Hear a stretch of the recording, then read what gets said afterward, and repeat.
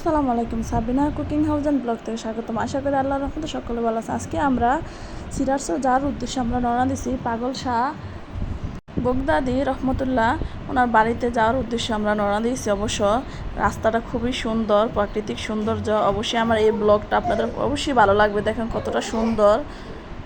যাওয়ার পথে এই বাড়িটা আমি প্রায় সময় দেখি, আমার বাপের বাড়িতে আসার সময় এই বাড়িটা আমি দেখি কতটা সুন্দর কারুকার্য। দেখেন মুগ্ধ হওয়ার মতো। কবে জানি আল্লাহ আমাদের এমন একটা তৌফিক দেয় এমন একটা বাড়ি করার জন্য। প্রাকৃতিক সৌন্দর্য ভরপুর। যেতে যেতে কত সুন্দর প্রাকৃতিক দৃশ্য দেখলাম, মুগ্ধ করার মতো। অবশ্যই রাস্তাটা অনেক সুন্দর। আপনার বাসার বান্ধব আসার রাস্তাটা অনেক সৌন্দর্য। আর এদিকে অনেক সুন্দর সুন্দর বড় ধরনের পুকুর এবং গাছপালা। আর কাঁঠাল তো কোনো কথাই নাই, প্রতিটা বাড়ির পাশে কাঁঠাল গাছ আছে। আর প্রতিটা গাছে প্রচুর পরিমাণে কাঁঠাল এই এলাকার। দেখেন এই বাড়িটা কতটা সুন্দর ও মুগ্ধকর দৃশ্যটা আপনাদের সাথে তুলে ধরেছি। এটা হচ্ছে একটা মসজিদ আর এটা হচ্ছে একটা বাড়ি অনেক দূরে, মানে কি আশেপাশে কোনো বাড়ি নেই, শুধু একটা বাড়ি। অবশ্যই সৌন্দর্য। এখন আমরা সিরাজগঞ্জ ব্রিজের প্রায় কাছাকাছি চলে আসছি। ব্রিজটা দেখা যাচ্ছে। আমাদের দরগা শরীফ বা মাজারে যেতে আমাদের প্রায় 5 মিনিট লাগবে। আর ব্রিজে উঠতেই বঙ্গবন্ধু শেখ মুজিবুর রহমানের একটি ছবি। এখন আমরা ব্রিজে উঠে যাব এবং খুবই মুগ্ধকর দৃশ্য। আমি এবং আমার বাচ্চার বাবা আমরা 4 জন একসাথে গেছি। দেখেন কতটা সৌন্দর্য এবং আশেপাশে এলাকাটাও খুব সুন্দর, বেশি একটা যানজট নেই, খুব সৌন্দর্য। এখন আমরা দরগা শরীফের চলে আসছি, পাগল শাহ বগদাদি রহমতুল্লাহর বাড়িতে। দেখেন অবশ্য আমি ছোটোবেলা যা দেখেছি বর্তমানে তাই। প্রায় 15 বছর আগে আমি গেছিলাম এই জায়গায়। এখন গেছি আমার ছেলেকে নিয়ে এবং মেয়েকে নিয়ে। দেখেন সকালবেলা প্রায় 10টার কাছাকাছি আমরা চলে গেছি, কিন্তু ভিড় নাই।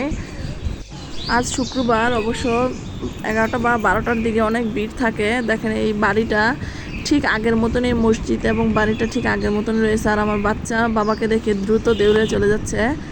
কেউ খাইতে পায় না, কেউ আর চারপাশে জাম গাছ, অনেক জাম, প্রচুর জাম, কিন্তু খাওয়ার মতো কেউ নাই। পাখি খাচ্ছে, নিচে পড়তে আছে, এরকম আর কি। বিশাল আকারের গাছ। আমি ভিডিও করে নিলাম। দেখেন বাচ্চা কত দুষ্ট, জুতা দিয়ে জাম পারে।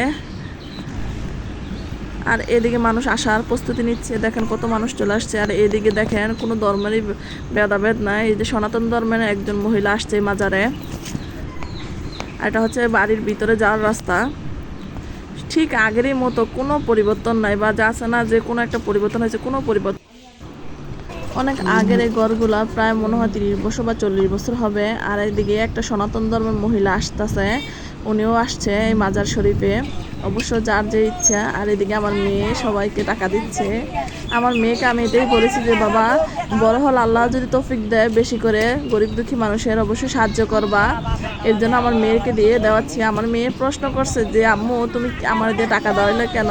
আমি বলছি যে যাতে তোমার দেওয়ার আগ্রহ বাড়ে, যে গরিব মানুষের পাশে দাঁড়ানোর জন্য। এভাবেই বাচ্চাদের দিয়ে আপনারা অবশ্যই অনুপ্রেরণা দেবেন, তো বাচ্চারা অনেক খুশি হবে। সকলের জন্য দোয়া রইল। ফি আমানিল্লাহ। এখন আমরা বাড়িতে চলে আসছি। দেখেন আকাশ খুব মেঘলা, খুব ভয়ঙ্কর একটা রোদ ধরছে। এবং সালামতে আল্লাহ যদি আমাদের বাড়িতে পৌঁছায় দেয়, আমরা খুব কাছাকাছি চলে আসছি। সকলের জন্য দোয়া রইল। ফি আমানিল্লাহ। আল্লাহ হাফেজ।